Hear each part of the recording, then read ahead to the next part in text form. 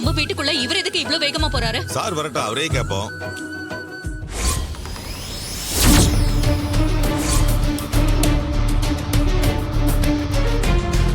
இப்ப என்ன சொல்றீங்க மேடம்? யாரோ சொன்னாங்க எங்க சாருக்கு இங்க நடக்கிற எதுவுமே தெரியாதுன்னு. அப்படி இருந்தும் எப்படி சரியா உன் சார் இங்க வந்து உனக்கு மாலை போட்டாரு? அவர் ஒன்னும் மாலைய போடல. அவர் நேரடியா போடல. ஆனா அவரு கையால தட்டி விட்டு தானே மாலை உன் கழுத்துல விழுந்துச்சு. இன்றே டவுன்லோட் செய்து உங்கள் ஃபேவரட் ஷோக்களை என்ஜாய் பண்ணுங்க.